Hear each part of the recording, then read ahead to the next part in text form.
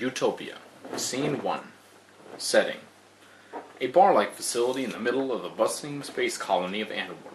The colony is one of thousands of habitable stations littered across the asteroid belt between Mars and Jupiter.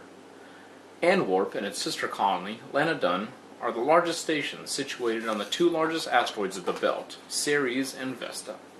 These colonies are primarily mining operations, collecting vast quantities of minerals and elements that compose this chain. United under the Earth Confederacy, these colonies stand as the technological pinnacle of human construction. However, a plague of piracy has developed among the colonies, with thousands of miners suffering death for aiding in the thievery of Confederacy goods. Patrons mingle and drink after the culmination of another day. The bar also acts as an unofficial spaceport. This evening, Thomas the Priest Moore arrives as part of a managerial committee to address the recent wave of crime. He is met by his friend Peter Giles, an Antwerp citizen and station manager, who is accompanied by an older man who resembles the miner more than the bureaucratic company the priest is accompanied to. Thomas, it seems like forever since I set foot on this rock. Well, an important man like the priest has better things to do than skipping around this belt.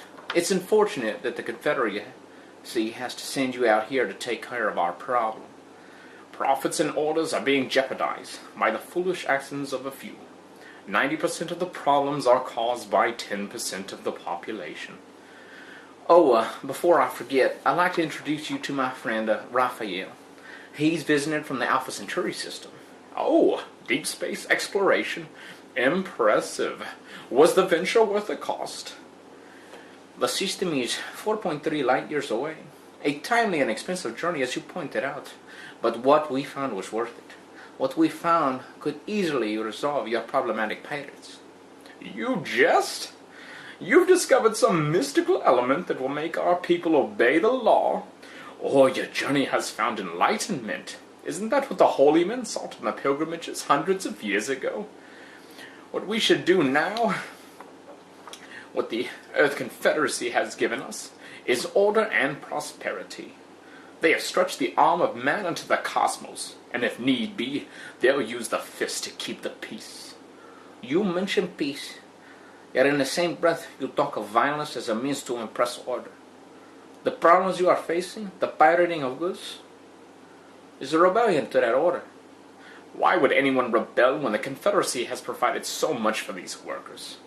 They have paid, they have shelter. What they do has purpose. What they mine is used in every settlement and even on Earth. By being party to these pirates, they hurt themselves. I just don't understand why they can't see it.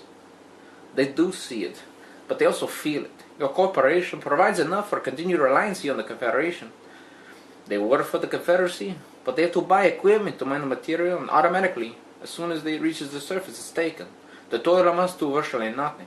There is no sense of community, no feeling that their work provides anything but more money to the Confederacy pockets. So they would rather fill their pockets at the risk of death? There is no risk when they are virtually imprisoned on these colonies. Any illusions quickly disappear when the only way off of these rocks comes in the form of cargo ships, coming to collect or drop off goods.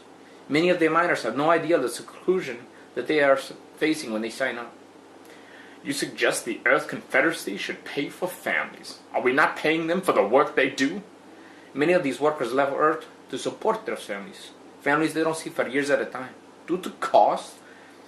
What chance is there in the middle of a celestial belt to find companionship, love, hell, even a warm body to share a night? The Earth Confederacy has strict policies on sexual relations outside of, and that's the problem. Lots of guidelines but few perks. So by stealing one can buy companionship? No. But when you take away the ability to find or even bar someone from trying, their initial reaction will be to refute those rules. Real estate on Earth has become a precious and valuable commodity. And your CEO, Henry Octavius, has created an ingenious solution. Send people to space. He buys their homes with the promise of a better life in the cosmos. He gains land on Earth and the workers for his colonies. Meanwhile, they are forced into an endless cycle of servitude. They can't stop working. Where would they go? They have no place on Earth. They earn only enough to continue to survive in the colony. Those that are unsatisfied with their new global existence are left only with one choice: crime. That's preposterous. Is it? Death too is an escape. Tell him about Utopia. Yes, tell me about your land of answers. Gladly. End of scene 1.